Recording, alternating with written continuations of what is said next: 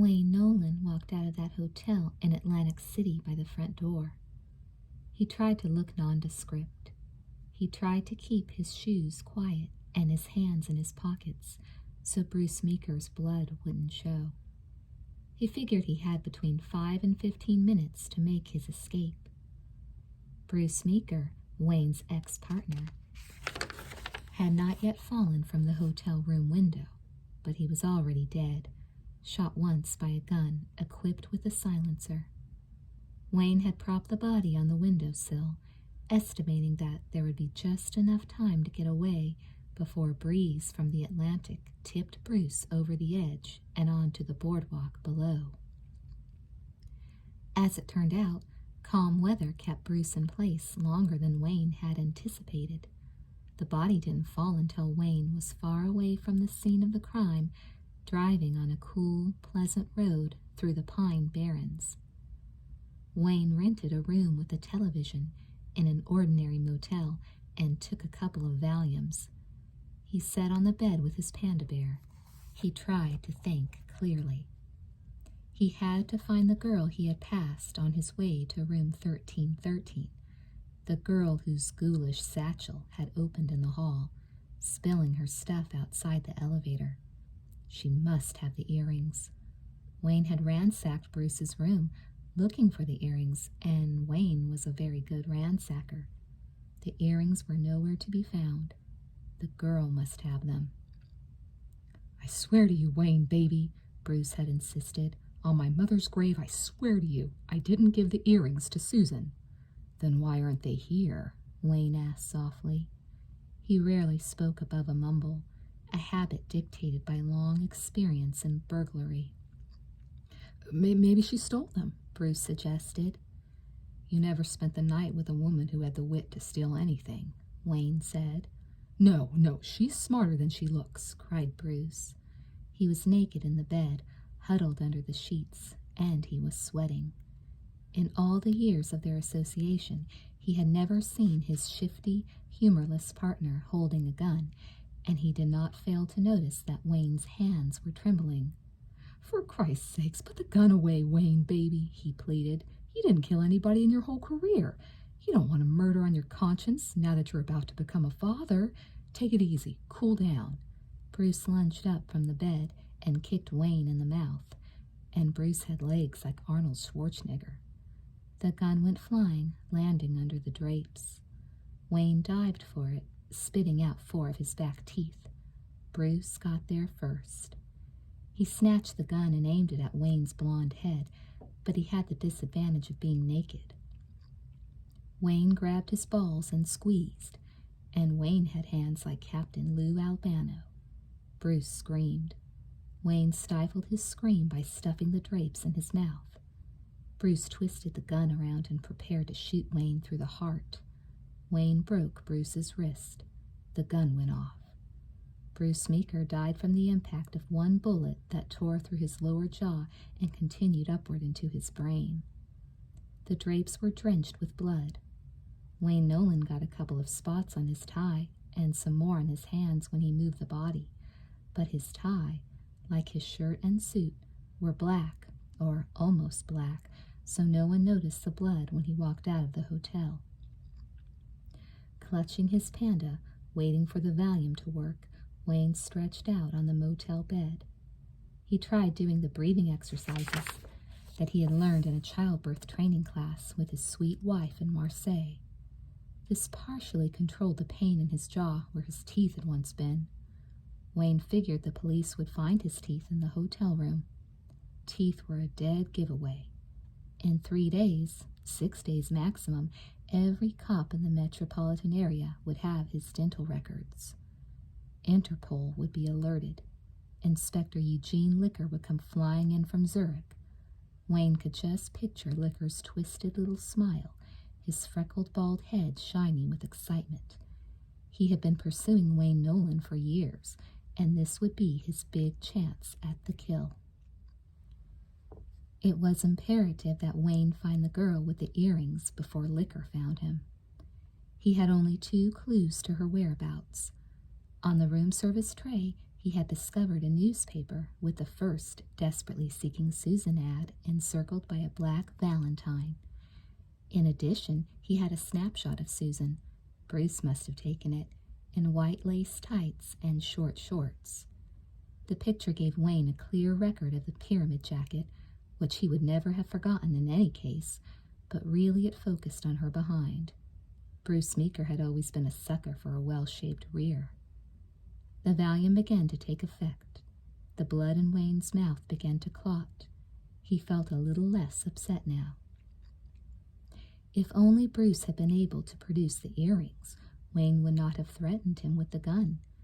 But he was so mad at Bruce for stealing the earrings. It was such a lousy, rotten thing to do to an old friend. It showed Wayne that Mr. Baloney was right all along when he said, "Watch yourself, Wayne, my boy. This Bruce Meeker may be fast on his feet, but he won't make a good jewel thief in the end of days.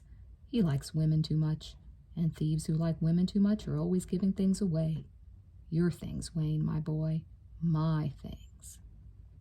Wouldn't you know that after all the planning and plotting and patience it took to steal a treasure in Egyptian artifacts from the Brooklyn Museum, the newspapers were already calling it the Great Queen of Egypt caper.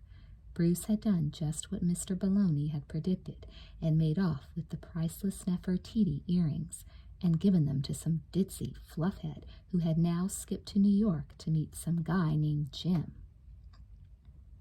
Wayne watched a rerun of The Electric Company. He put some polish on the paw of his panda and polished his shoes. They were very expensive, orthopedically specialized shoes, and in their way they symbolized Wayne Nolan's long, troubled relationship with Bruce Meeker. Many years before, when Wayne was just starting out as an apprentice thief with Mr. Baloney, he teamed up with a clumsy oaf who specialized in great art. They were assigned to dress up as delivery men and carry a large fragonard out of a gallery on the French Riviera. Well, wouldn't you know, the clumsy oaf dropped his end of the fragonard right on Wayne's toes. So Wayne had all these broken toes and could not walk. So what good is a professional thief who cannot walk? It was lucky Mr. Baloney carried disability for his henchmen. The clumsy oaf disappeared, never to be seen again. This was Mr. Baloney's get-well present to Wayne, his favorite apprentice, clearly a talented boy. But the problem remained. Even when Wayne was up and about, exercising in the sunny Marseille apartment where he and his nice French wife lived, it was clear that his toes would never be the same. He shuffled and staggered. Every step he took made noise. He still had the best hands in the business, and a special tenderness toward locks, but he needed a partner with swift, silent feet. "Someone who can get the most out of a gas pedal," he said softly to Mr. Baloney, "and run like hell." The solution was Bruce Meeker. A former film stuntman, Bruce could make a living only by leaping from burning buildings and driving across rivers without bridges. He had been drummed out of his IA local for trading a stolen grip stand for hash instead of cash in Juarez, so he had a healthy grudge against the establishment. Physically, Bruce made a perfect partner for Wayne, but they had serious stylistic and emotional differences. Wayne was steady, conservative, and married, and Bruce was mercurial, flamboyant, and an incorrigible woman chaser. Wayne wore baggy black suits, black shirts, black ties, his special black and gray orthopedic shoes, and, on moonlit nights, a black ski helmet to cover his blonde hair. Bruce wore gold chains, custom-made silk suits, and flowered shorts. Bruce gambled, Wayne saved. Bruce wanted to have sex, Wayne wanted to have babies.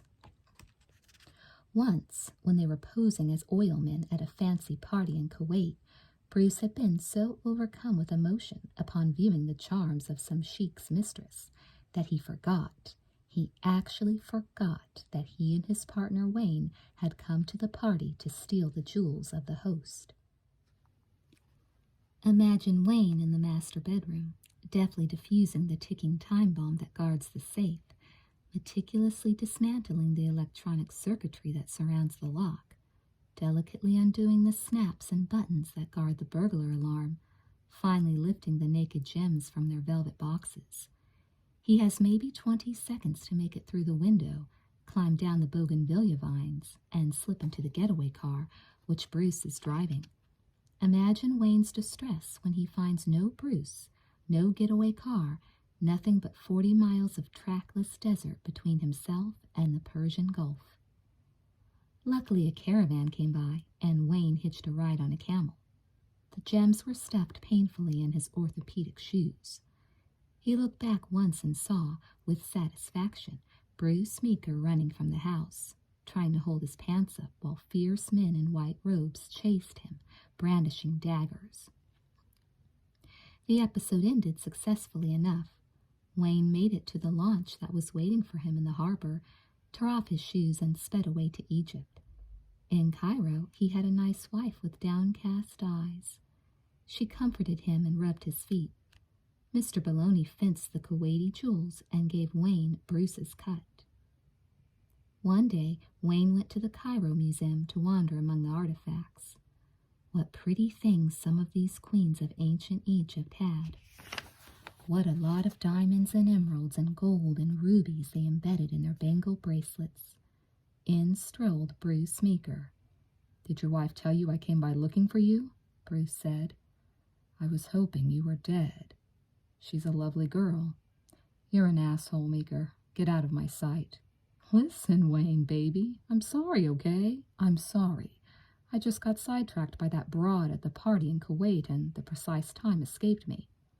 You know how many agonizing hours I spent at the podiatrist after that caper? Please, Wayne, please take me back. I've got the best idea, but I can't pull it off without your golden hands." "I don't want to hear it," Wayne said, shuffling and squeaking off into the mummy room. Bruce was right behind him. "In 6 months, the whole collection of royal jewels you were just admiring is going to be shipped to Brooklyn as part of a massive American-Egyptian cultural exchange," he said. "Keep your voice down, mini brain," Wayne said. "It's all going in the crates, and the crates are going to have special customized locks. And last night, in a gin game in Aswan, I severely defeated the guy who makes the locks." Wayne felt his toes itching. That meant they were healing. "Can he be bought?" Wayne asked. "For a mere fraction of what he lost to me in that gin game," said Bruce, grinning. No sooner had Wayne and Bruce made friends again when, wouldn't you know, Inspector Eugene Licker of Interpol, Swiss by origin and temperament, ran into the mummy room and arrested Wayne. There ensued a major legal battle over who should have the right to prosecute. The Kuwaiti government wanted Wayne returned to the host, whose jewels he had heisted, so his left hand could be cut off. The French government, which had been forced to buy back the Fragonard from those who had bought it from Mr. Baloney, wanted Wayne so his head could be cut off. The Italian government wanted Wayne so that they could grant him immunity in exchange for information about Mr. Baloney. Therefore, Wayne fled to Jamaica, where he had a nice wife. She kept herself busy in his absence by weaving baskets and stringing seeds. She sang lilting songs like a yellow bird. Mr. Baloney's brilliant lawyers saw to it that almost all the cases against Wayne alone were locked up in paperwork for many years. The one bit of legal amnesia they could not arrange concerned a small caper Bruce and Wayne had pulled smuggling diamonds into Miami in Cabbage Patch dolls. The diamonds were minor. They belonged to some wealthy lady Bruce had seduced in Rio. But Wayne should never have lifted that shipment of Cabbage Patch dolls, because every time a customs official had to cut into the heart of a doll to retrieve a diamond, some real little girl's heart broke in two. So Bruce and Wayne were convicted on the lesser charge of smuggling recovered goods. However, they never went to prison. First they posted bail, then they appealed the bail, then they won the appeal, settled the bail, and appealed the conviction. Pending that appeal, they began meeting secretly again in Brooklyn to plan the great Queen of Egypt caper. Wayne had no wife in Brooklyn. This made him lonely and irritable. The hard pavements of the city beat up his toes. Bruce introduced him to women, but none of them were nice. The caper was a week away, and there was nothing to do but wait. On orders from Mr. Baloney, Bruce raced around Central Park mile after grueling mile, which was how he got thighs like Arnold Schwarzenegger. Wayne was spotted lurking near a Toys for Boys outlet. Baloney cracked down right away. "I want Wayne Nolan stashed in a safe place," he bellowed at his lawyers, "away from temptation." The brilliant lawyers set Wayne up as a night watchman in a daycare center for very intelligent children. All the toys there were made of solid blonde wood and bored Wayne. The daycare authorities accepted him happily after doing a thorough check and finding that, although he was a famous international jewel thief, he was extremely neat in his personal habits and had no record of child abuse. Finally, the great moment came. Their watches synchronized, their blood racing. Wayne Nolan and Bruce Meeker closed in on the Brooklyn Museum. It was a dark and stormy night. The entire museum security staff was occupied trying to contain a massive demonstration against the mounting of a highly publicized show of erotic quilts. Crowds of fundamentalists and feminists encircled the museum crying, "Keep your dirty blankets off our children." Meanwhile, in the basement, Bruce Meeker locked his powerful legs around a rafter and hung upside down, while Wayne Nolan, who had opened the crates with the Aswan passkey, passed up to him priceless necklaces of crystal acorns, a matched pair of ebony leopards with jeweled collars, and ancient talismans that said, "Pharaoh eats dung." And earrings, lots of earrings. One pair of earrings in particular that had belonged to Queen Nefertiti herself and carried little cameos of her face surrounded by gold and hammered brass and blue crystal. The items were small, but together their street value ran into the tens of millions. Bruce and Wayne hastily camouflaged the hole in the basement ceiling through which they had entered the crate room and hurried out into the seething and angry streets. The demonstrating crowds absorbed them instantly, and the theft was not discovered until the next morning, when an exhausted security man plunged through the hole, his fall broken only by the intervention of an erotic quilt. By that time, Wayne Nolan had dutifully delivered the whole haul to Mr. Baloney. Baloney was thrilled. He loved artifacts. There was only one trouble. Bruce Meeker had pocketed the Nefertiti earrings and skipped town. Wayne burst into tears. This time the tension had really gotten to him. His poor toes had been stepped on by a formidable political coalition. He wanted his panda. He wanted to go straight. He wanted to go home to his wives, all of whom were now pregnant, and play with his babies. "Not just yet, my boy," said Mr. Baloney. "You were the one who took Bruce Meeker back. You're the one who's got to get my earrings back. That's only fair, don't you think?" Wayne fell asleep in his Pine Barrens motel. Soon he would become the third person in New York to be desperately seeking Susan. All day Wednesday he scanned the personals, looking for a clue to the destination of the girl with the pyramid jacket. On Thursday morning he bought another newspaper. Sure enough, the ad was there. 4 p.m. it said, "The Battery." Wayne drove his car into a swamp, stole somebody's Chevy, and headed for New York. His panda sat beside him in the passenger seat, and in the panda's belly was the stubby, black gun. Upon reading Roberta's stranger ad in Buffalo, Jim Riddle called his best friend, Desmond O'Hurley. Jim called from a pay booth. He reached Des in a projection booth. The last thing Des needed was this phone call. Today was his day to earn an honest living and stay out of trouble. Today he had concluded, after much soul-searching, that he really preferred the quiet life of meditation and contemplation and the steady pursuit of his ambition, which was to be a highly regarded independent filmmaker. He no longer wanted to discuss his secret ambition, which was to be the king of Hollywood. No, that was all behind him now. He had grown up.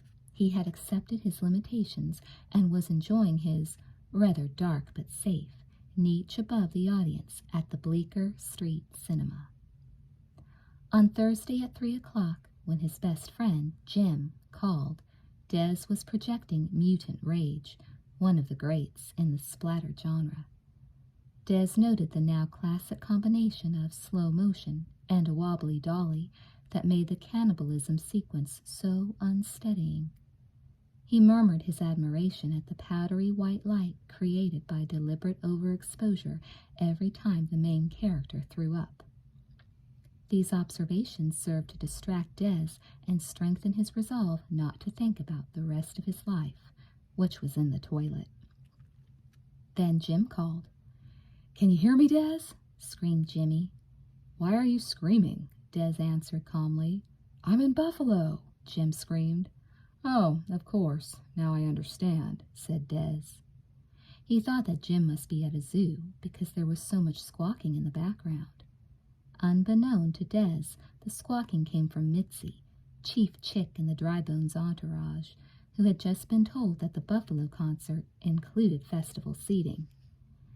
"And festival seating means Port-O-Sands," she squawked, "and Port-O-Sands mean pissing with flies.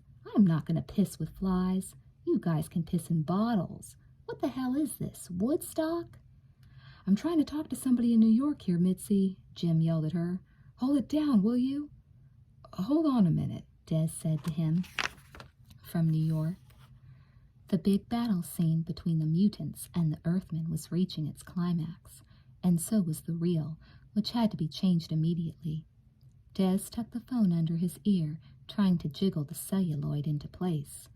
"I've got a problem," Jim yelled to him. So did Des. The reel had run out. The audience began to scream and riot. "I need a favor," Jim was saying. "It's about Susan." "Boo! Hiss!" went the audience. Soon they were clapping rhythmically. Des remained calm and completely in control. "Move your ass up there!" screamed the audience, while Jim told this crazy story about his crazy girlfriend, Susan, being mixed up in a murder and some guy named Stranger who was sending her messages in the personals. "She's supposed to meet him at 4 o'clock, Jim yelled. "Just give me a chance, folks," Des said nicely to the audience, sticking his head out of the booth window. "Just do me a favor and go down to the Battery and see that she's okay. Okay, Des? I've got a job here, you know, Jim. Come on, Des. It'll take you half an hour." "How long is it going to take you to change the reel, asshole?" screamed the audience. "Even if I could get someone to fill in for me, I still don't know what Susan looks like," Des said. He finally had the reel in place, but now the projector was stalling. "Schmuck!" yelled the audience. "You said it," Des muttered to himself, because within an hour he had cajoled a friend into replacing him in the projection booth, borrowed a motor scooter, and was cruising down Broadway toward the Battery looking for Susan. Des O'Hurley could not understand at this moment how decent, hard-working, intelligent men like himself and Jim Riddle got mixed up with these catastrophic broads. His own girl, Victoria, had sailed out of his life last night as suavely as a schooner. "It's over, Desmond," she said. "I have had my fill of living as an East Village punk sculptress. I long for my roots. I'm going back to the East 50s. "It's over? Just like that, it's over? How about a little preamble, maybe?" Des wondered. "A couple of opening credits, perhaps an argument about something significant, a chronic complaint or two, some little hint that this relationship had lost its sprockets?" But no, not with Victoria. She didn't believe in hints. She had to operate by thunderbolt, like Thor. "Calm yourself," he said to himself at a red light. "It happens, right? Think positively." At least Victoria didn't steal anything on her way out, unlike the famous Susan, who, Des had been told, stole pants and shirts and headsets and front doors, and, most humiliating of all, the good sense of a great guy like Jimmy. Jimmy had said in the phone from the zoo, "She's incredibly pretty, blonde hair, medium height, green and gold jacket with a pyramid with an eye on top like a dollar bill. You can't miss it." Des sighed. A barreling taxi almost killed him. He swerved agreeably out of the way. He thought maybe he should take an aggressiveness training course. In the barreling taxi, Susan herself was having a difficult time.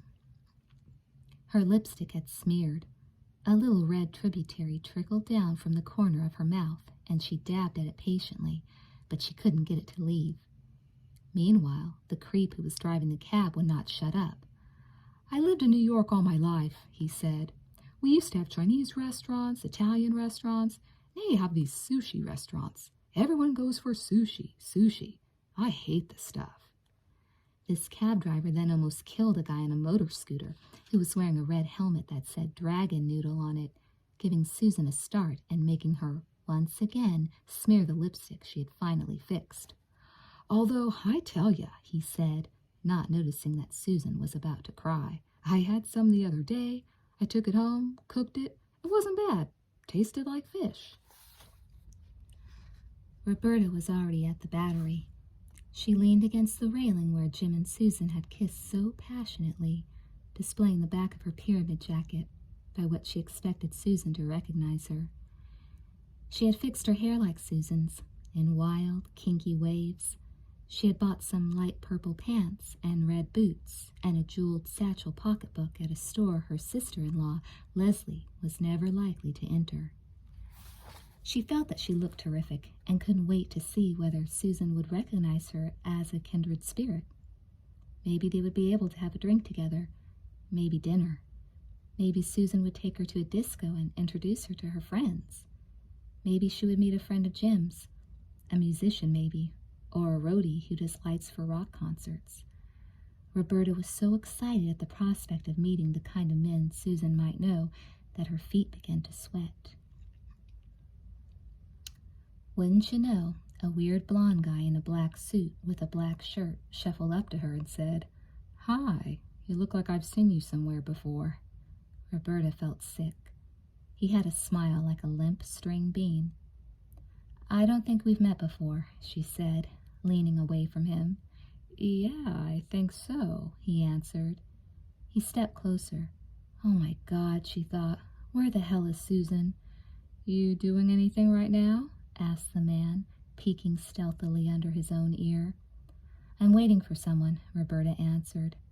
He ran his pale, slightly golden fingers over Roberta's jacket sleeve. Her skin crawled. More and more frantic, she searched the Battery with her eyes, desperate to spot Susan. But Susan was nowhere to be found. She might have missed the ad, God forbid. She might have had second thoughts and gone off to join Jimmy. Roberta had to get away from this overbearing weirdo whose breath was messing up her hair.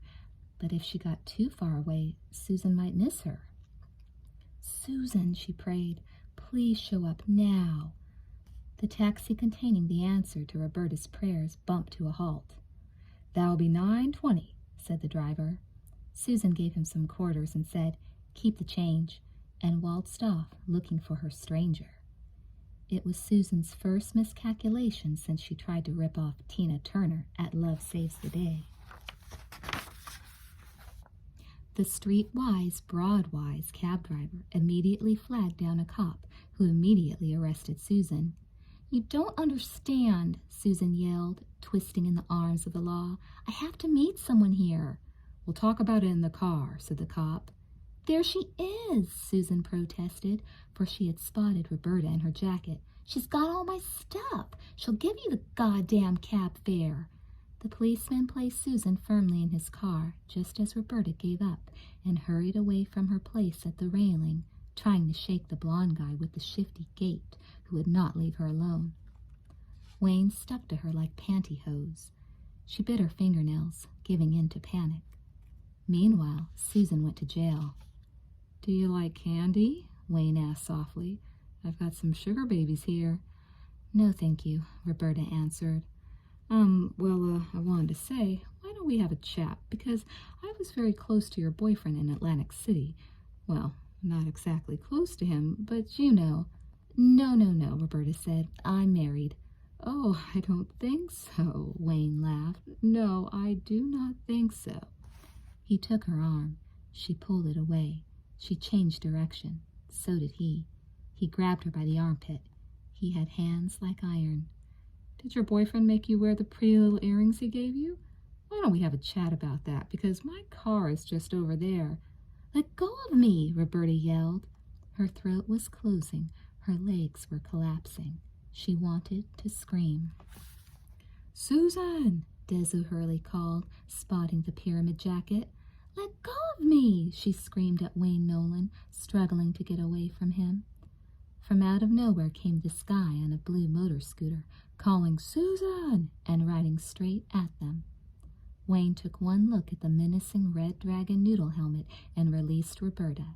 She ran screaming into something hard and knocked herself unconscious. Into the gray, choppy seas rolled the brand-new pocketbook containing all her identification, and Roberta Glass, who had never possessed a very clear idea of who she was to begin with, now lost consciousness, and with it any recollection of her former self.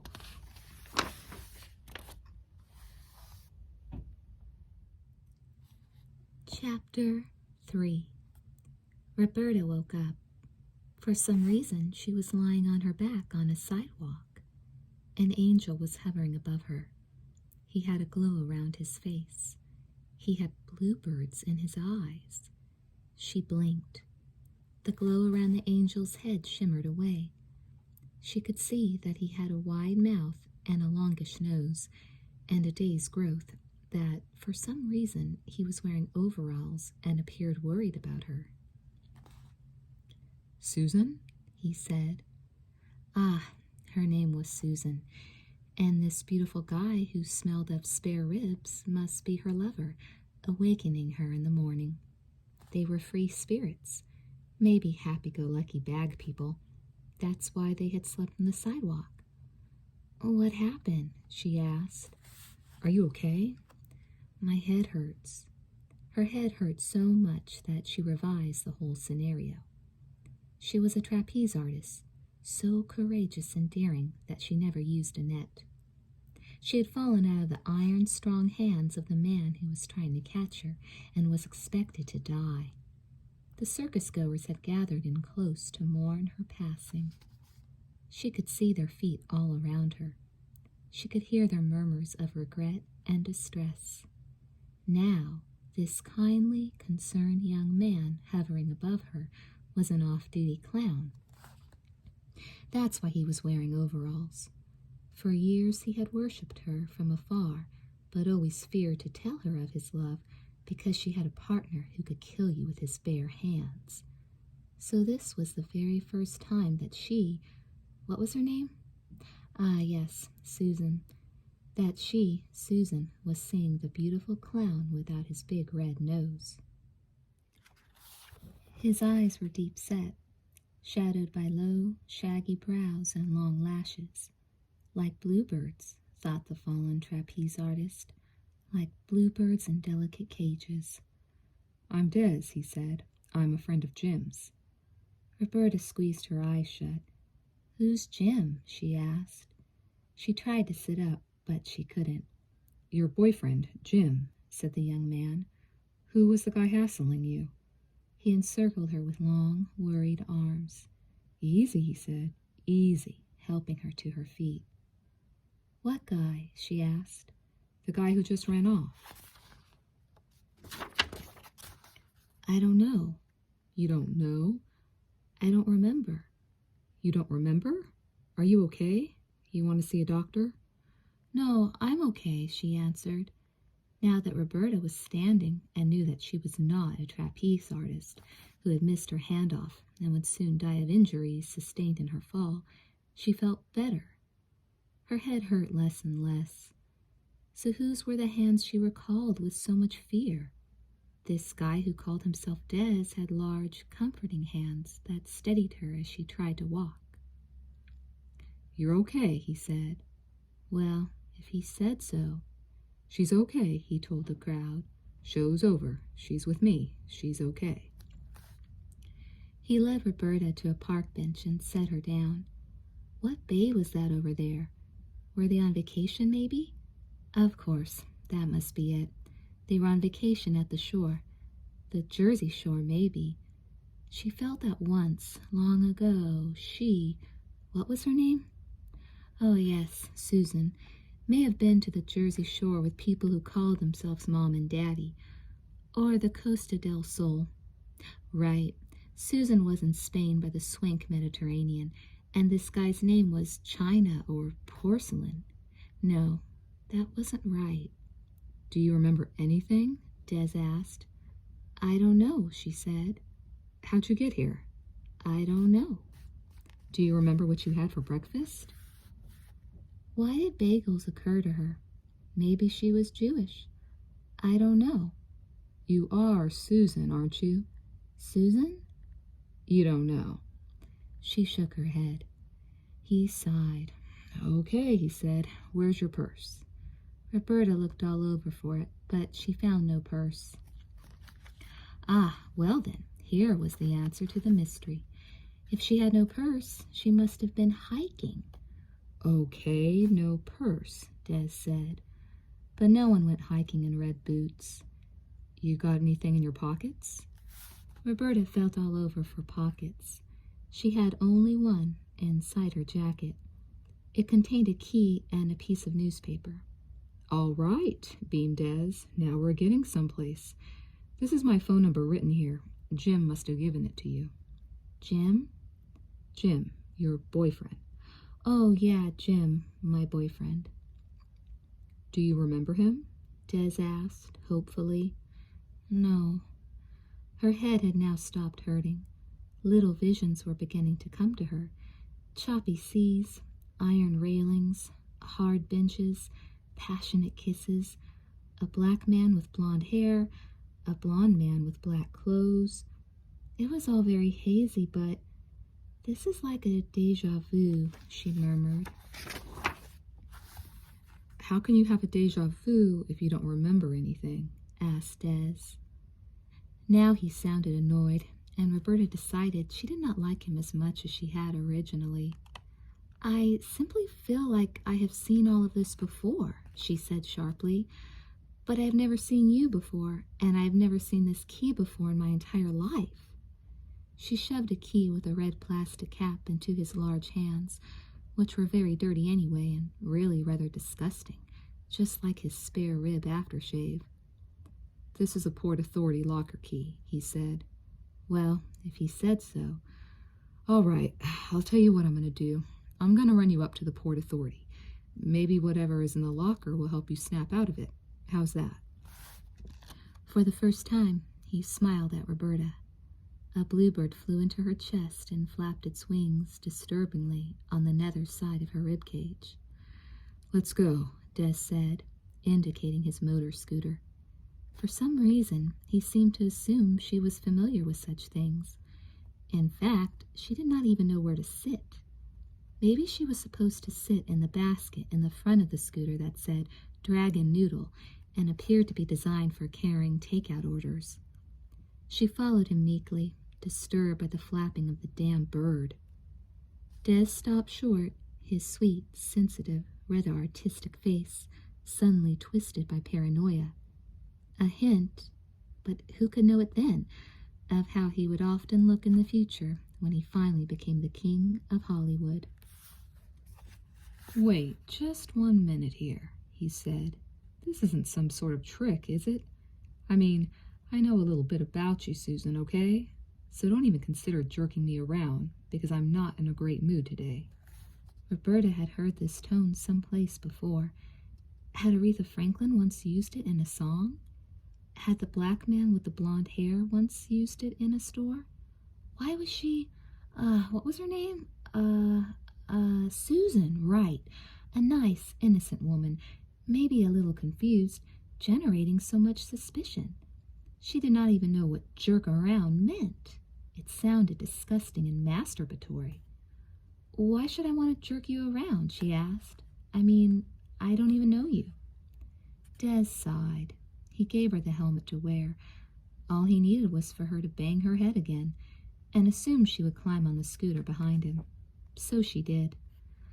But when Roberta locked her hands on his warm, hard belly, the bluebird went crazy, and her hands began to melt. She tried not to press herself too closely against his back, seeing that he was a friend of this guy. What was his name? Oh yes, Jim, who was supposed to be her boyfriend. But she had to press against him to survive the bouncy ride to the Port Authority. The scooter started out in the key of B flat. As it warmed up, the pitch ascended to C. Traffic got thicker. They ducked by a bus. The crowds pressed closer. They raced a cab. Jackhammers drilled to the beat. The blue scooter sang in C sharp, no less, and the singing started in the scooter seat. Roberta shifted, but she couldn't escape. Big waves of music hummed in her crotch. They passed men at work. They leaped Con Ed. They missed 3 beats at a long red light, but the singing didn't stop. It turned on her jacket. It rolled through her helmet. Boy, this machine could sing high. Good sound rises, said a voice from the past. Roberta told herself that she was experiencing an audio phenomenon created by the vibrations of an overworked motor with a very old muffler. But she knew better, and so did Desmond O'Hurley. Initially, Wayne Nolan figured that the loony on the motor scooter must be a member of some Shiite death squad subcontracted by Inspector Eugene Licker of Interpol. Long experience told him that true believers usually work for money in the end. Who else would ride in an unprotected vehicle directly into the face of a famous jewel thief who had, everyone would presume, already killed one person and must surely be armed and dangerous? But then the loony let him get away, didn't even pursue him as he shuffled and staggered through the crowd. And pursuit would have been easy, for Wayne's sugar baby bag was leaking and leaving a squished but quite legible trail. Wayne ducked into his shadow. He tried to think clearly. By now, he figured, his teeth had been identified, so Bruce Meeker's death was no mystery to the authorities any longer. But had they connected Meeker and Nolan to the great Queen of Egypt caper? Wayne thought probably they had. Not many teams in the world could have pulled off that stunt. Licker would consider Yoko and the Walrus, but they were in Surrey working the garden party circuit. He would consider the Walker clan, but they had already been hauled in for questioning in connection with the disappearance of American naval superiority. So Licker would be forced to conclude that the culprits were Meeker and Nolan. He would contemplate Bruce's ransacked hotel room. He would conclude that something had been searched for there. But would he know what it was? Wayne didn't think so. No, Wayne thought not. As an expert on the personality of Bruce Meeker, Inspector Licker might correctly assume that Bruce had swiped some item from the Brooklyn Museum heist. However, he could not know which item, could he? Mr. Baloney had the whole cachet stashed far beyond the prying nose of the law. He would undoubtedly hold it unsold, its value escalating wildly for a number of years. And then, when the New York police were bored with the search and Lloyd's of London had long ago paid up, and the Egyptian officials involved had been retired in disgrace, Baloney would leak the treasure, item by item, like bad news, reaping unconscionable profits. So at this moment, Inspector Licky could not know it was the Nefertiti earrings in particular that Wayne Nolan was looking for. He could only know that if he found Wayne Nolan.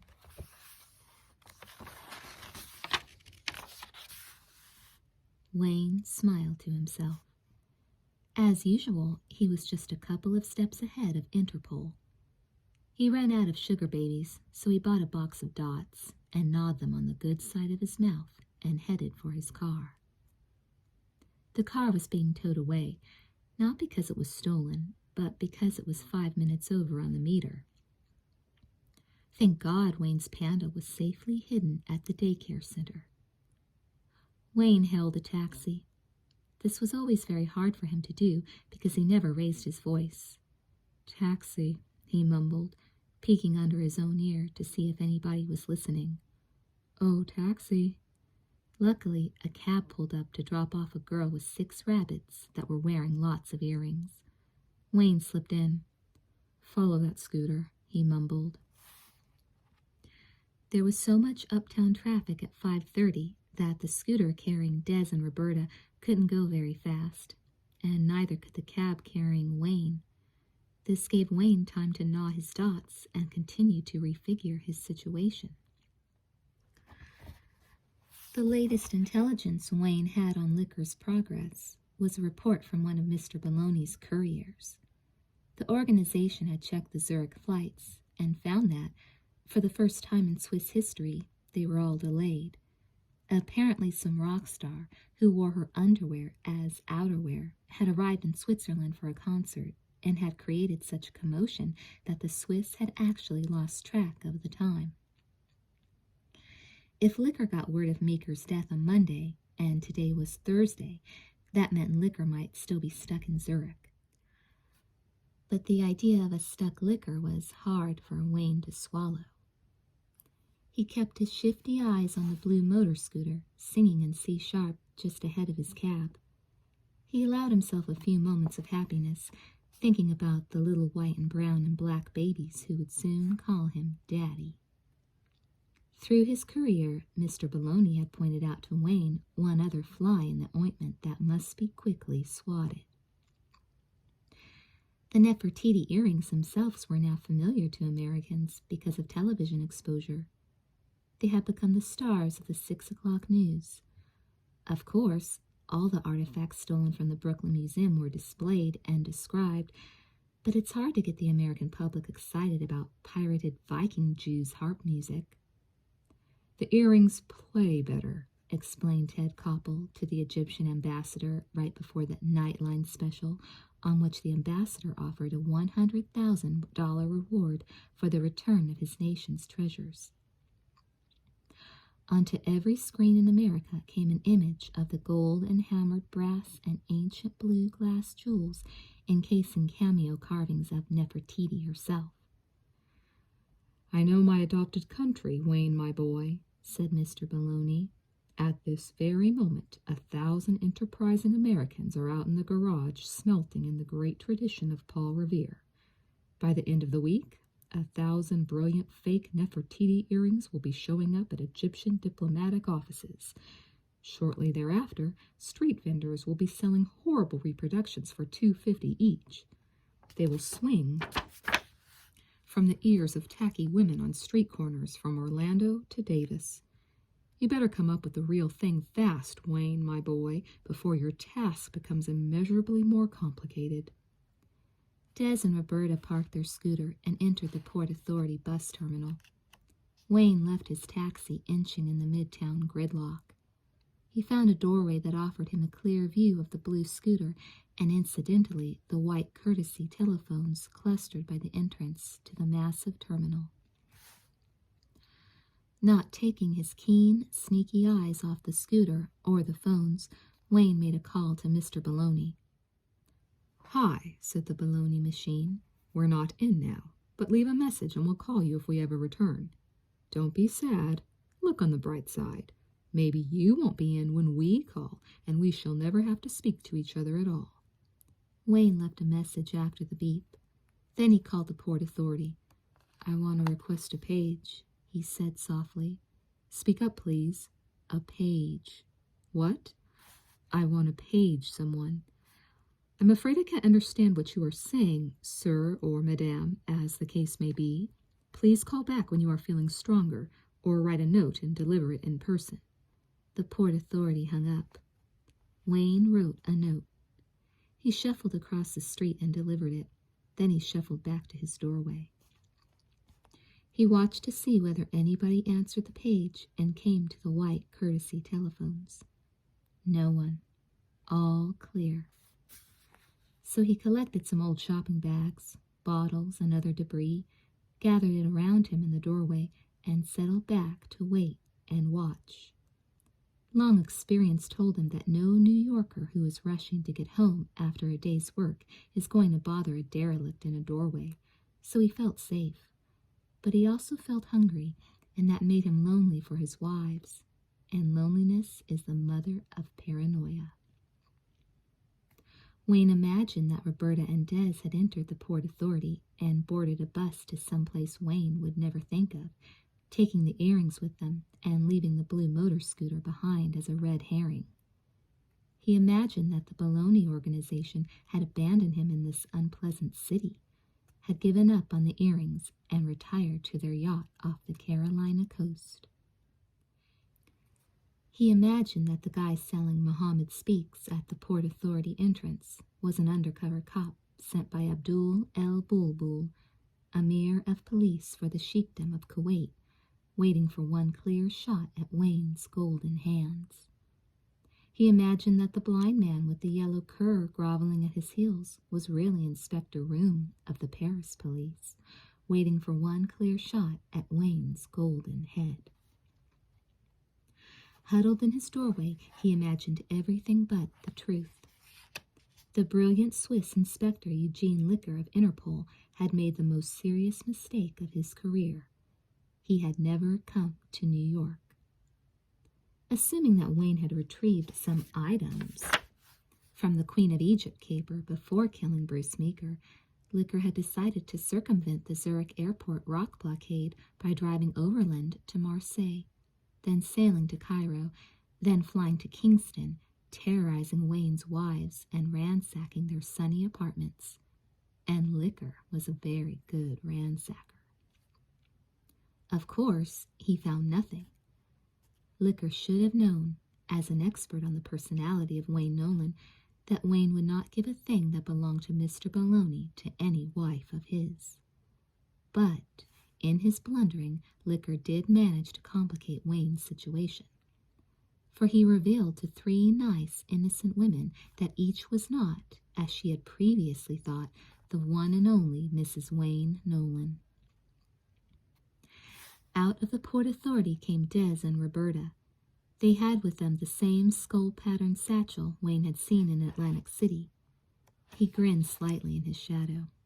Pay dirt. A nondescript black car pulled up.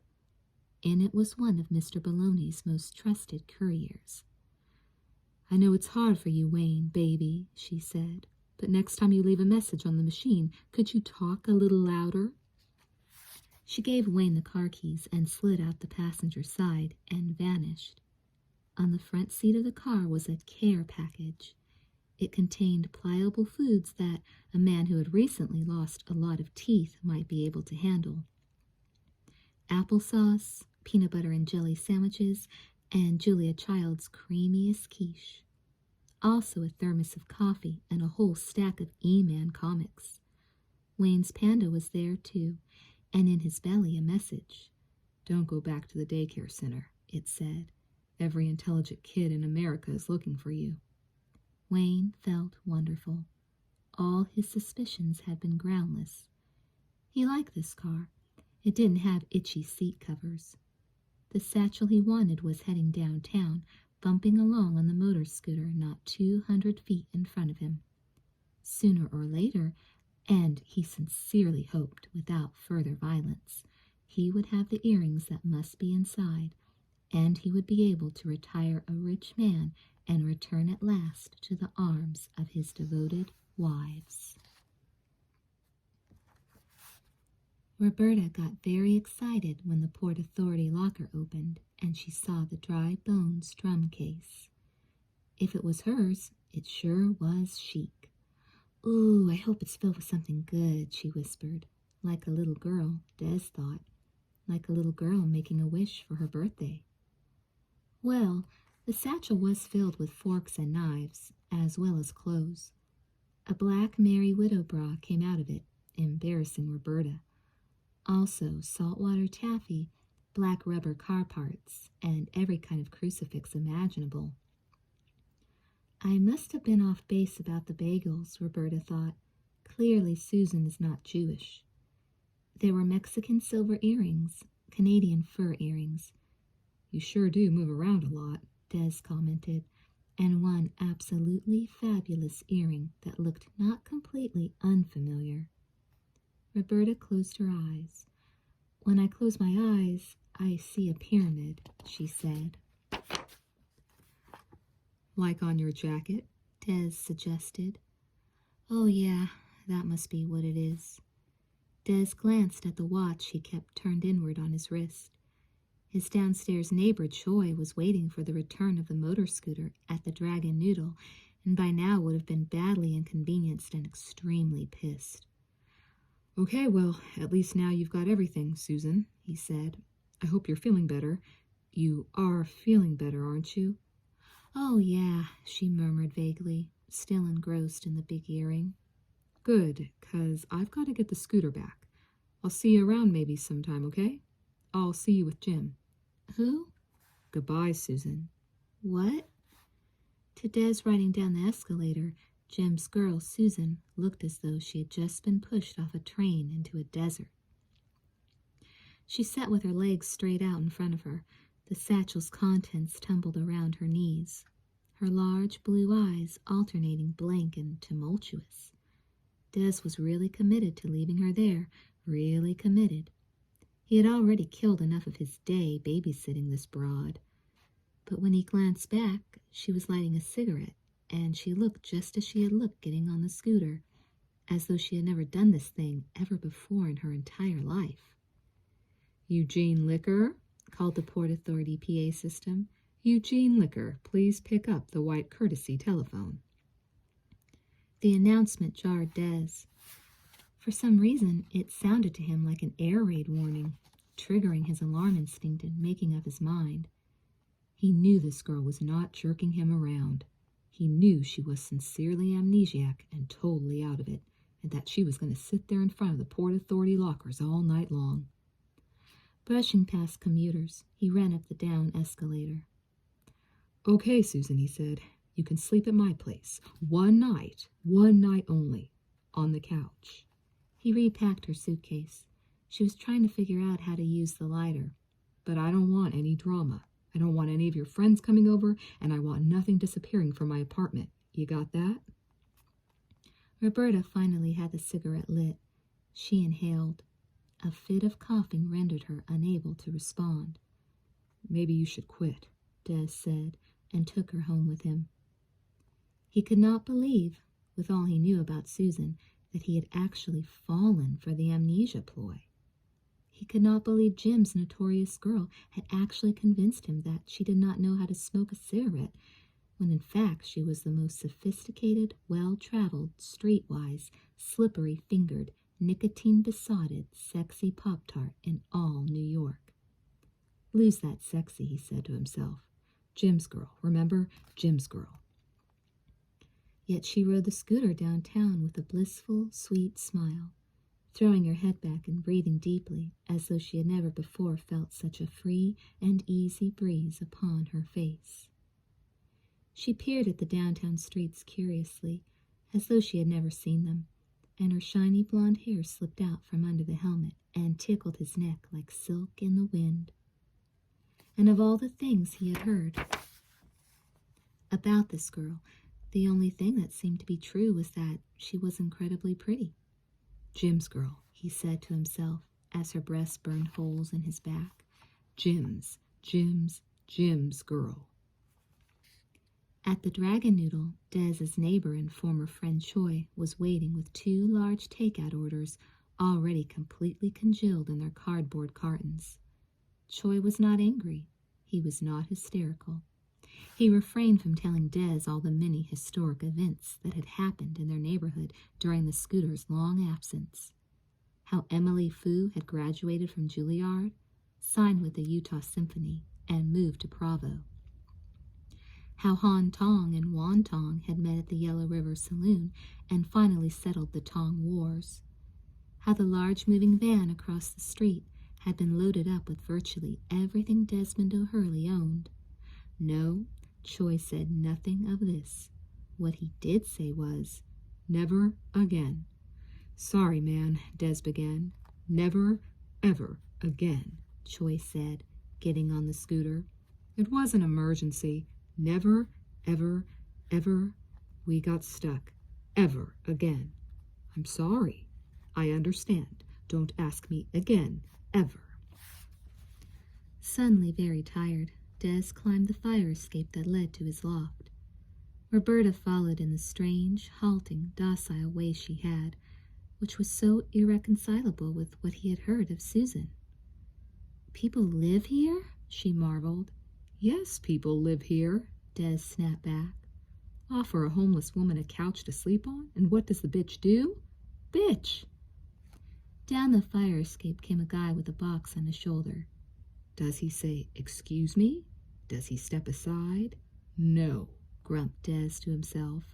"I, the Boy Scout, I say, 'Excuse me.' I step aside."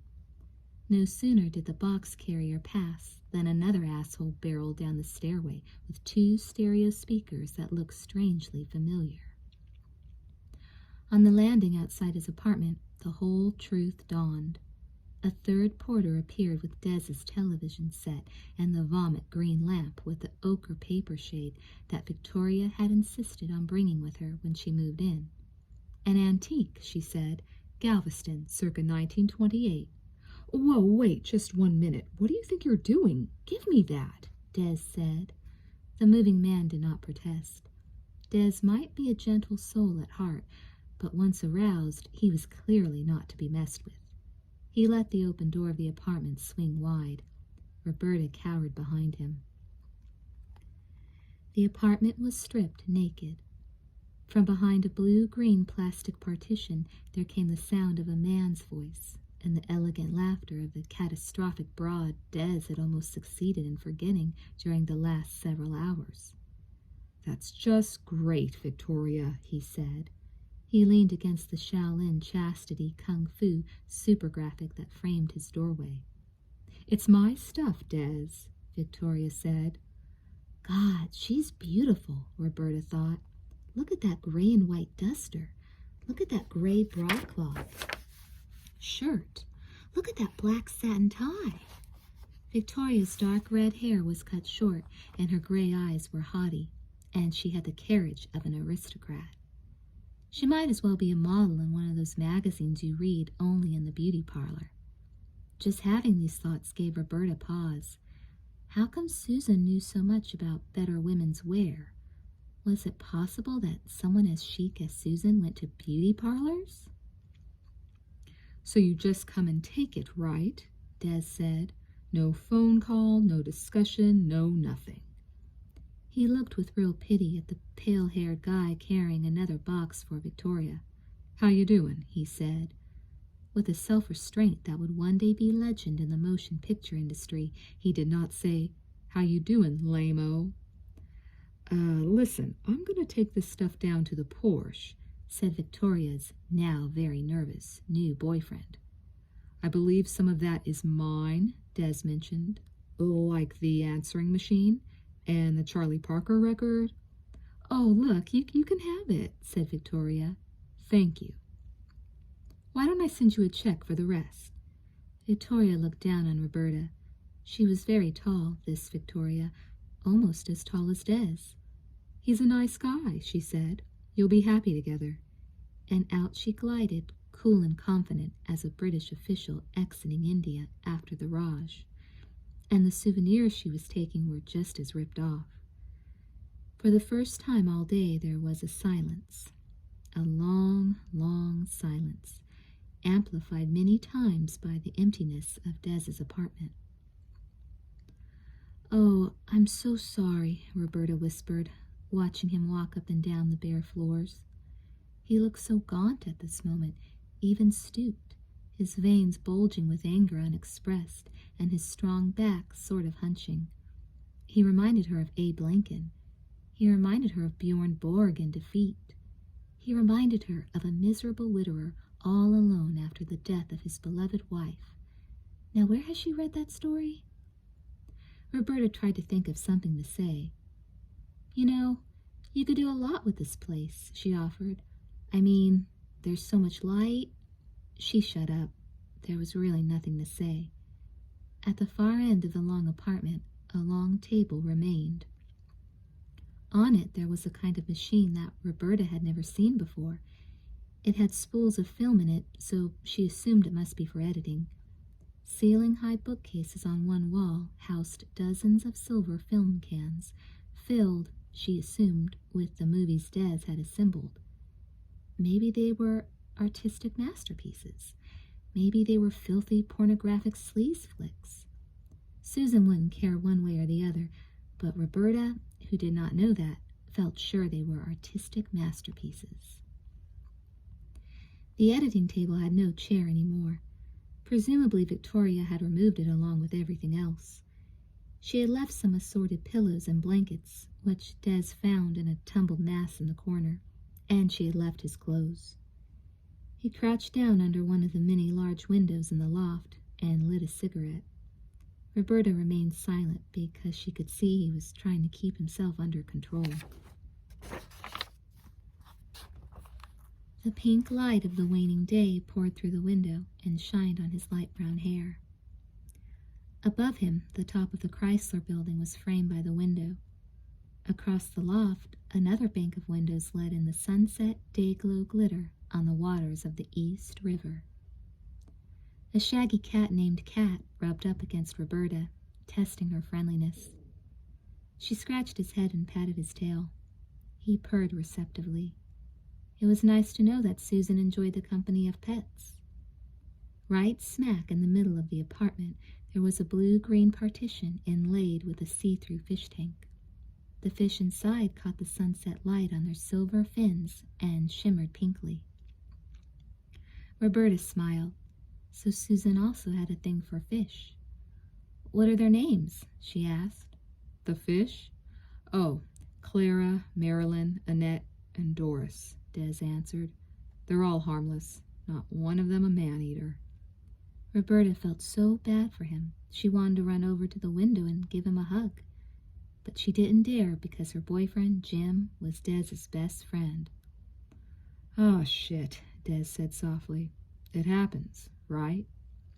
He plugged in the answering machine he had just barely saved and pressed the message button. On came this voice Roberta had never heard before. "Oh, hi, Des. It's Jim here. I'm, just calling to see, if Susan's okay. I'm calling from, I don't know where we are. Some hotel. Where are we, Mitzi?" "She doesn't know. Look, I'll call you tomorrow, okay? Thanks again for everything. You're a pal. You're a real pal. Bye." Click went the message button. "That's gotta ring some bells," Des said. Roberta shook her head. "Honestly, no," she answered. He sighed and sagged. "I need a drink," he said. "You want one?" "All right, thank you." "What'll it be?" "Oh, whatever you're having. Apple juice, Coke, Perrier." He glared at her. Really, he was up to here with the incredible dingbat persona Jim's girl, Susan, had decided to adopt today. "Miller or Heineken?" "All right." "Which?" "Oh, either one, please." This Susan sure said please and thank you a lot for a girl with hotel silverware in her suitcase. Roberta heard Des groan in the kitchen. "What's the matter?" she called. He didn't answer. Scared to death, she tiptoed into the kitchen. He was leaning against the wall. His dark blue eyes were like stormy oceans. "I don't believe it," he said. The refrigerator was gone. "I don't believe it," said Susan when she discovered that her Port Authority locker was empty. This had not yet become the worst week of her life, but it was getting close. First, she discovered that the guy who had shown her such a good time in Atlantic City had been murdered. Then Jimmy had dropped in for an hour, had given her a couple of kisses, and had left town. Then she had tried to swipe a pair of rhinestone boots, but Tina Turner had caught her, and she had had to part with her pyramid jacket that she loved so much to acquire the boots that she couldn't live without. And she had lost the key to her locker. Then she had been lured back to the Battery by an ad in the Personals, only to discover that the people who lured her were some blonde witch with red boots and a blonde greaseball who looked vaguely familiar. Then the asshole cab driver who had driven so bumpily that he had made her lipstick smear had insisted that she pay him the full fare, and before she could get the blonde with the red boots to pay, the police had taken her to jail.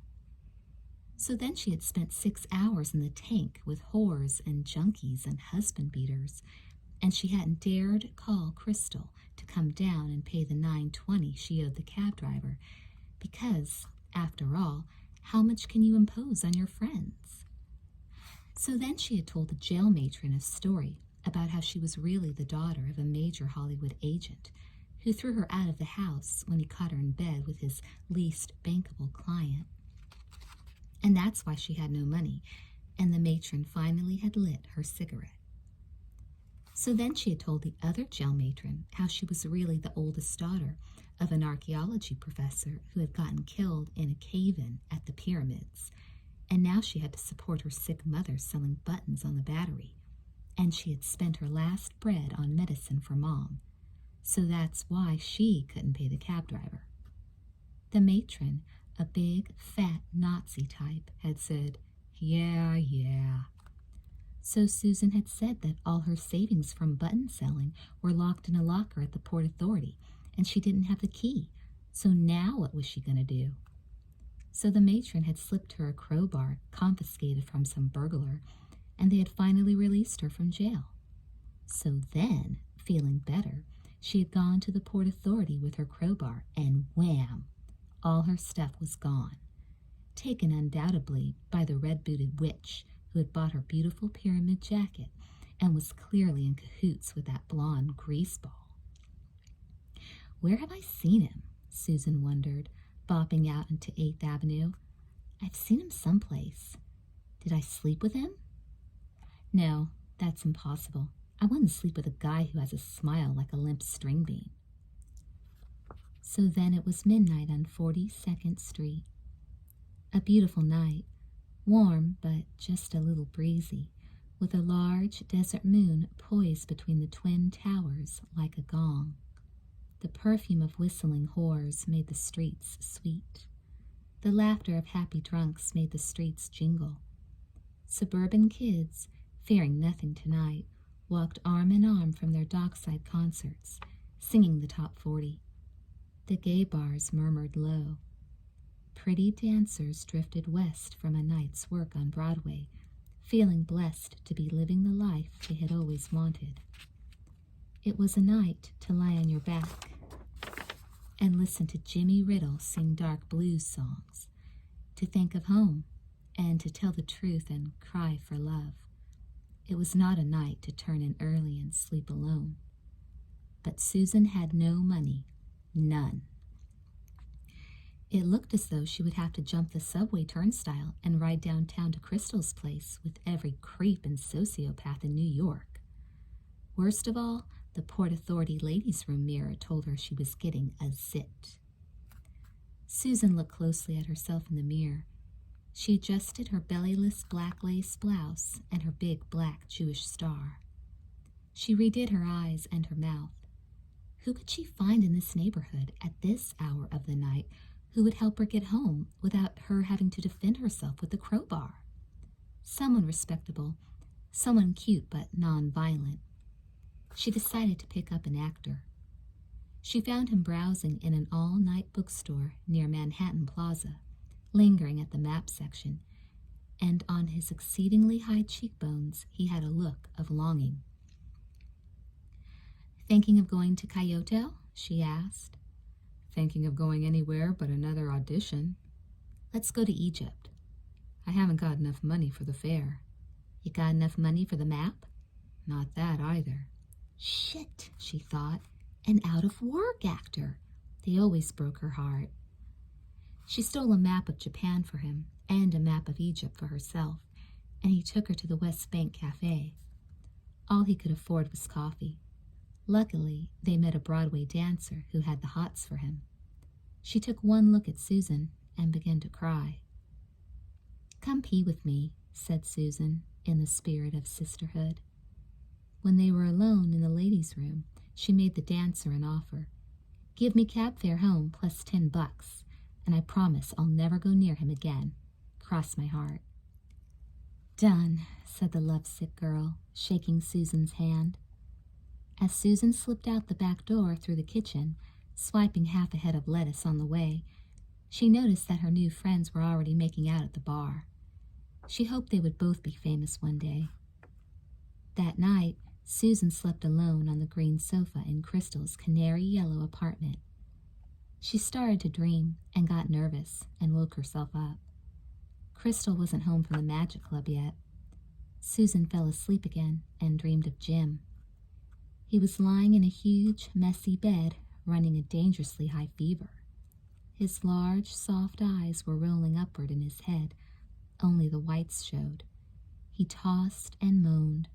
Pain covered him in a cold sweat.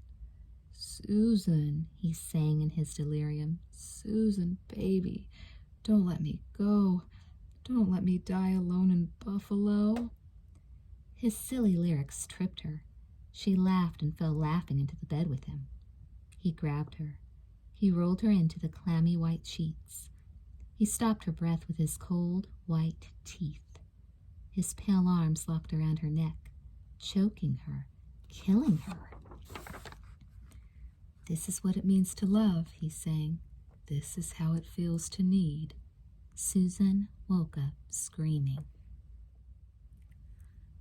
Across the river in Fort Lee, Gary Glass called the police. "I don't know where my wife is," he said. "She hasn't come home. It's not like her." The policeman on the other end of the line laughed, but Gary persevered. "My shy, repressed little wife has never done anything like this, ever," he said. "I'm glad you think this is funny, officer, but you know what I think? I think she's in trouble. Maybe she's had an accident. Maybe somebody mugged her in New York. Yes, that's what must have happened. She went to New York to pick up the car radio she forgot to pick up the other day, and the minute she finished getting it installed, somebody mugged her and stole it. Doesn't that happen all the time? I mean, car radios getting stolen. This was an extra special terrific stereo. It had 8 speakers. Has she got another guy on the side, Mr. Glass? I'm telling you, she's been mugged. Is anything missing from your house? Look around. I'm telling you, she's had an accident. Housewives from Fort Lee do this all the time, Mr. Glass. Please, officer, you don't know my wife. Do you?" Gary lost his temper. "Who appointed you, Dr. Ruth?" Gary hollered.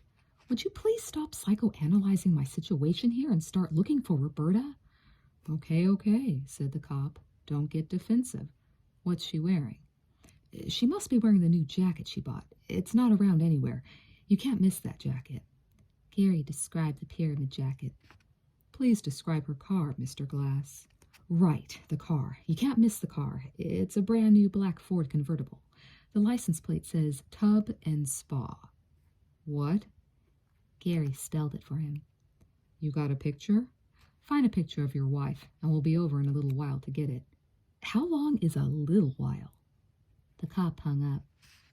Gary looked on the refrigerator, but all the pictures hanging there were pictures of him.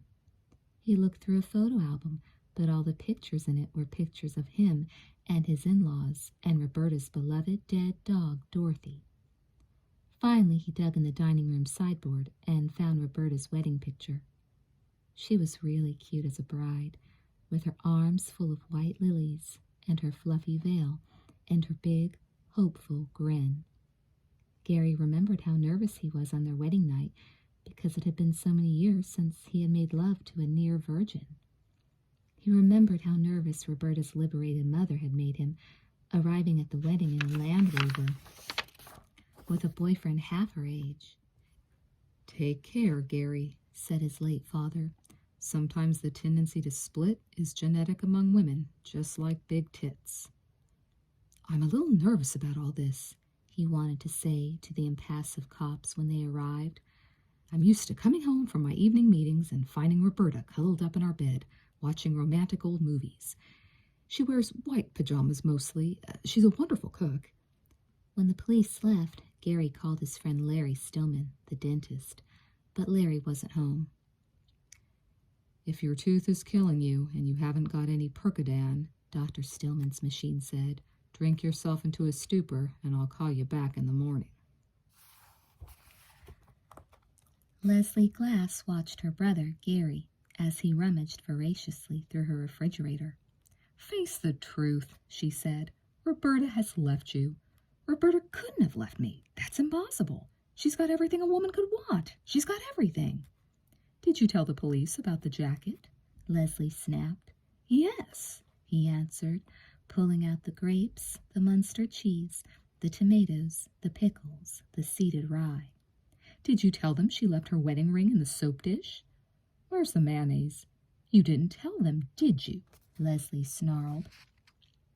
"You were embarrassed to tell them she took off her wedding ring before she left you." "I told them she wasn't wearing a wedding ring, Les. Will you lay off?"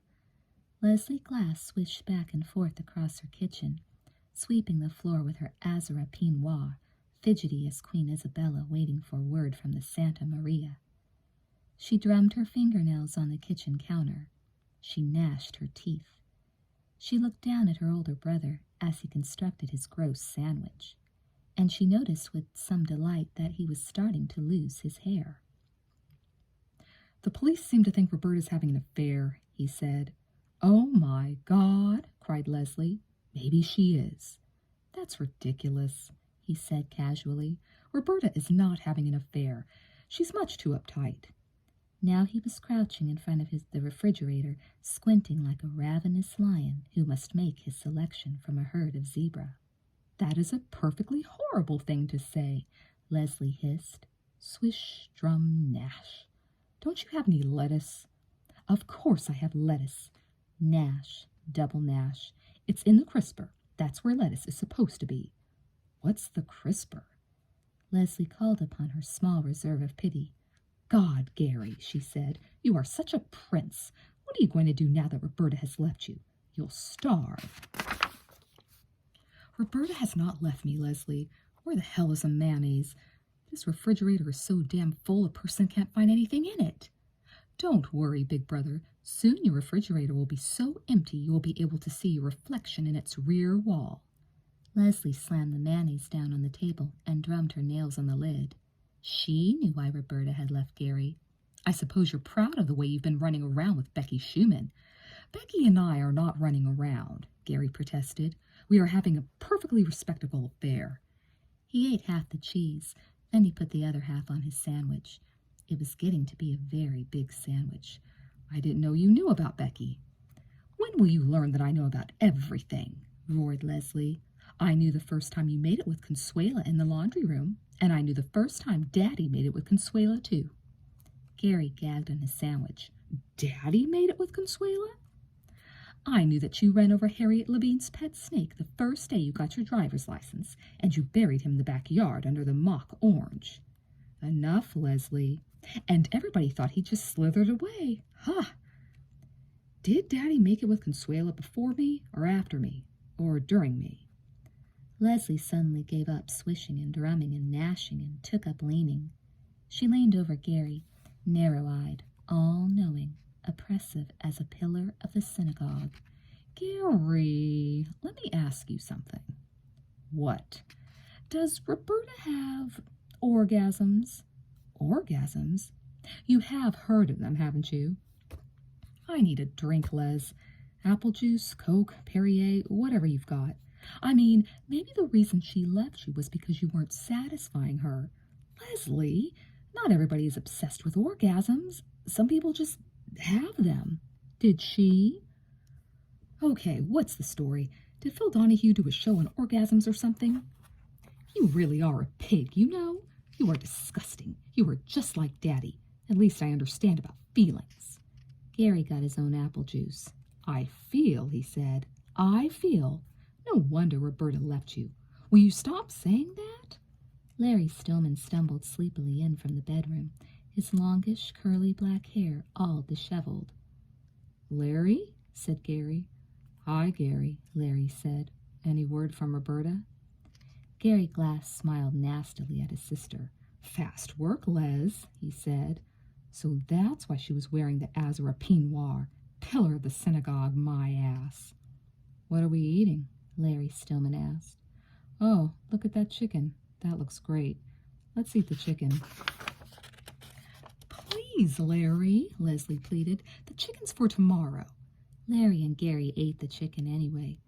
I can't believe the two of you are eating in the middle of a crisis. We're nervous, Gary said, working on a wing. Then take a Valium like a normal person, screamed Leslie. Out she stormed, at her wits' end in a blither of Azura acetate, swishing and drumming and gnashing. She's got great teeth, Larry Stillman commented to his future brother-in-law.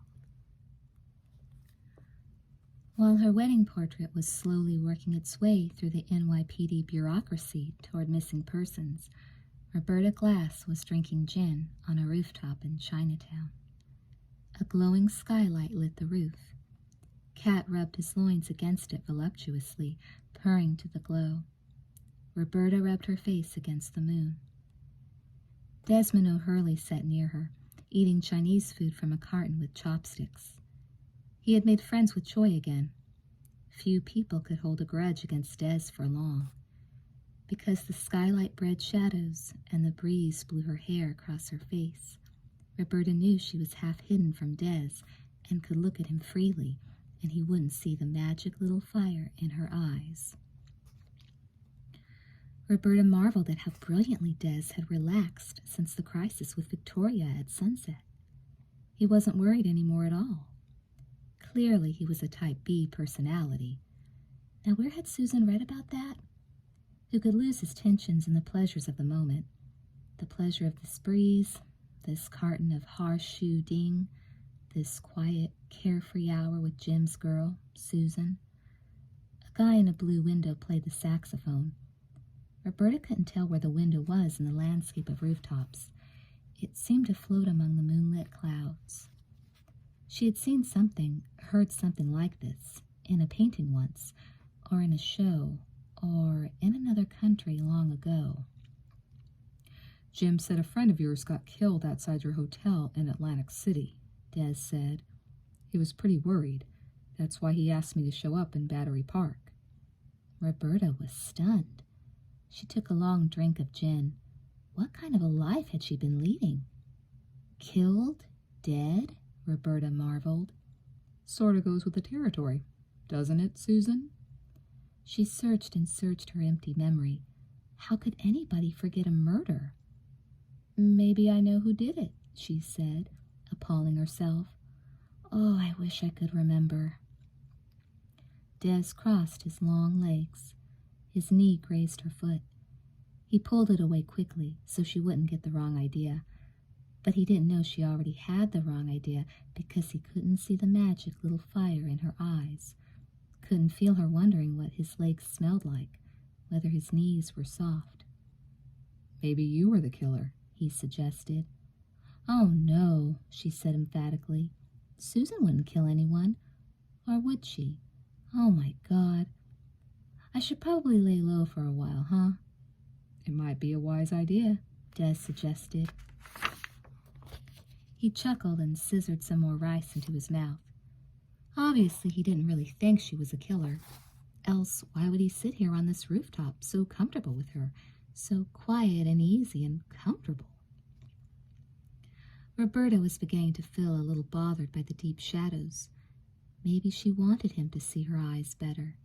She wanted to touch his mouth and run the shaggy hair of his eyebrows between her fingers. She took another long drink of gin. It burned her inside, but it did change her mind. So you don't know who the guy in the dock was? Des was saying. The blonde guy?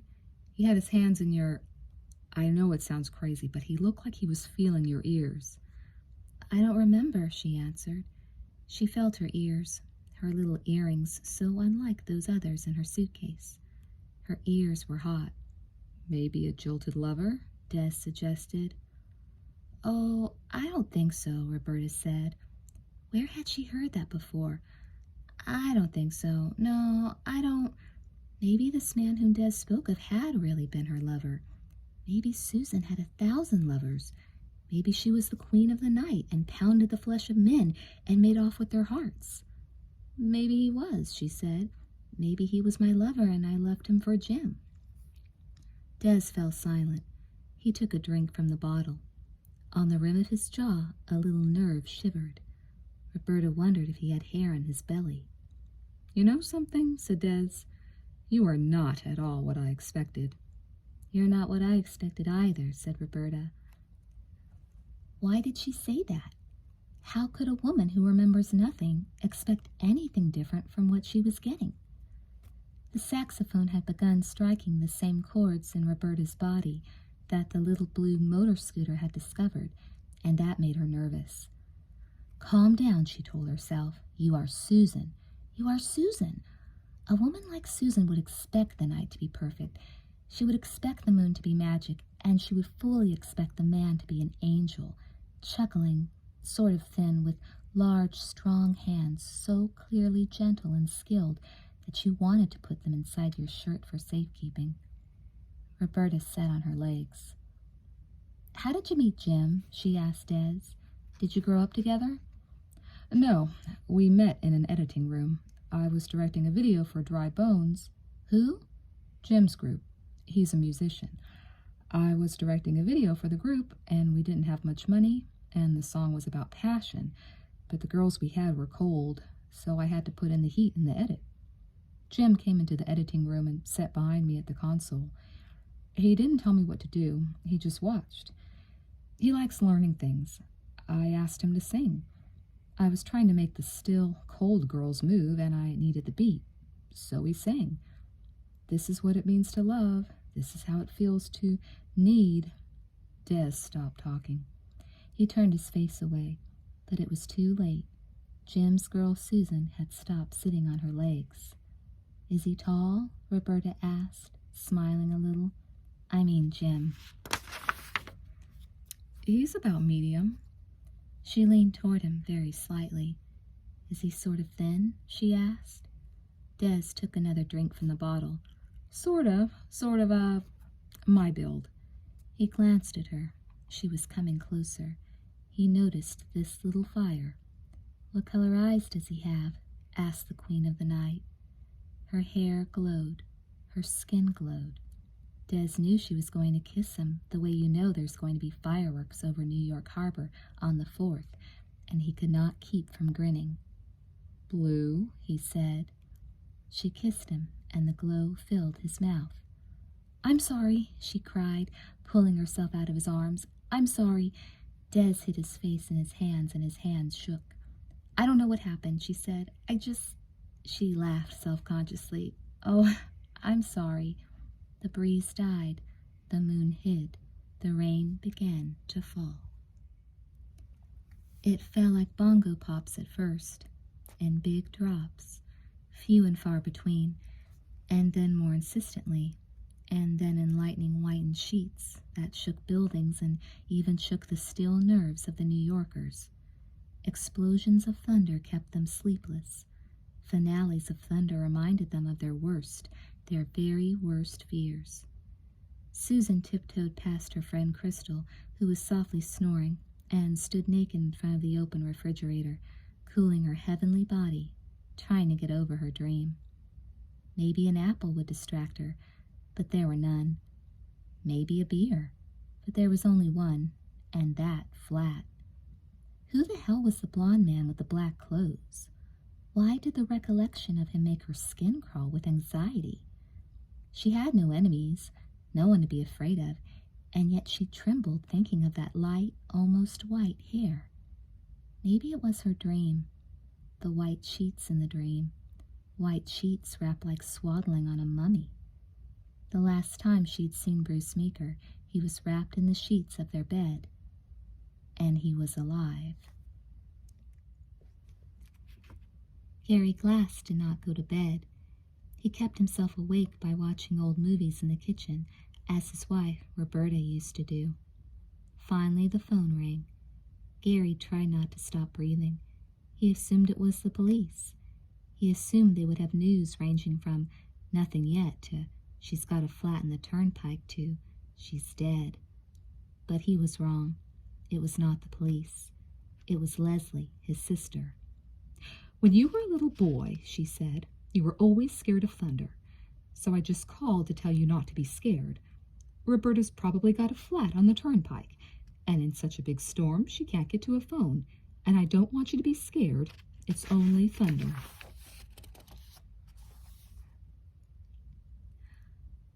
Wayne Nolan thanked the thunder and the lightning for keeping him awake. He was sitting in the nondescript black car under the Dragon Noodle sign. He ran the windshield wipers so he wouldn't miss Des and Roberta if they left the apartment. He couldn't fall asleep. He couldn't. He didn't dare fall asleep.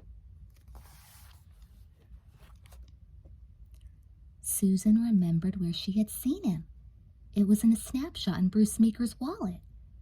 "Who's the greaseball?" she had asked. "My ex-partner," Bruce had said. "Let's hope we don't run into him on the boardwalk. It could ruin our vacation." Only Des and Roberta slept well and long and late, separated on opposite sides of the iridescent fish tank. Des tossed a while before he fell asleep. He wished Victoria hadn't taken away the bed so he would not have to sleep in the sleeping bag on the floor. Roberta had the mattress. He wished Victoria were still coiled in his arms so he would not have to deal with the disturbing presence of Jim's girl, Susan. He wished Susan would stop having her guilt trip and come over on his side of the fish tank. He wished he didn't wish that. Before she fell asleep, Roberta laughed at the storm outside, thinking how terrific it was to be Susan.